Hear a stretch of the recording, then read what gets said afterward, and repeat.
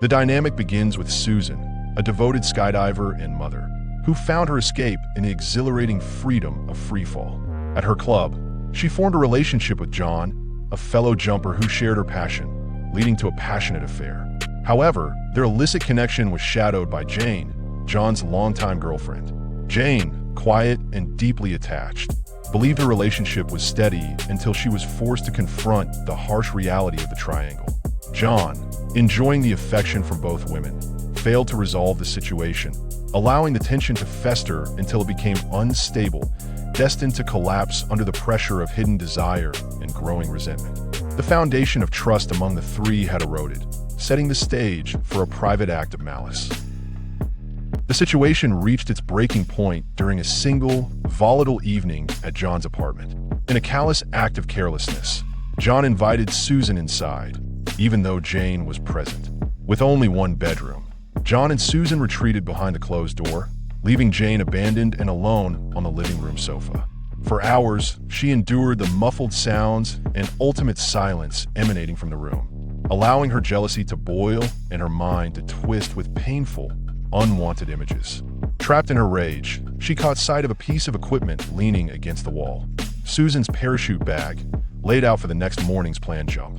This vulnerable piece of gear became the focal point of her spiraling emotional collapse. Consumed by jealousy and heartbreak, Jane walked slowly toward the parachute bag. Her actions, unplanned and born from sudden, irrational rage, were guided by the desperate need to make her rival disappear. She found a small cutting tool nearby and, in the dark silence of the apartment, she committed the fatal act. It was not a professional or meticulous job, but the damage was sufficient. The calculated sabotage ensured that once Susan left the safety of the aircraft the following day, her equipment would be fatally compromised. This moment in the quiet apartment, while the others slept, became the definitive turning point, transforming quiet resentment into a horrifying, irreversible act of malice that would soon be tested thousands of feet in the air.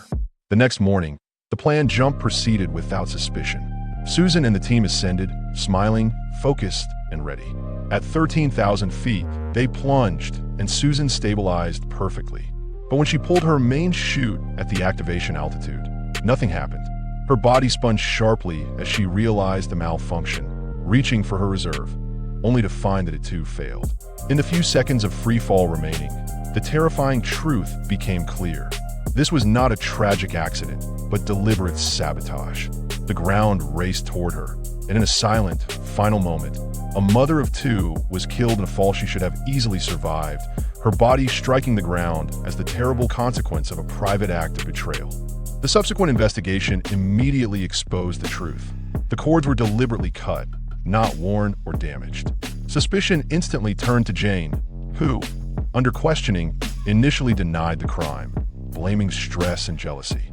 However, the emotional pressure caused her to break, and the full, dark confession slipped out. She revealed the agonizing details of that night in the apartment. The sofa, the rage, and the moment she lost all control, cutting the parachute lines out of heartbreak and hatred. Her admission connected every missing piece of evidence, confirming that Susan's death was not an accident, but a murder fueled by an obsession that escalated into a cold, lethal act. Jane was ultimately convicted and sentenced, paying the price for turning a toxic love triangle into a crime committed between earth and sky. This was the true story of a toxic love triangle that spiraled into murder.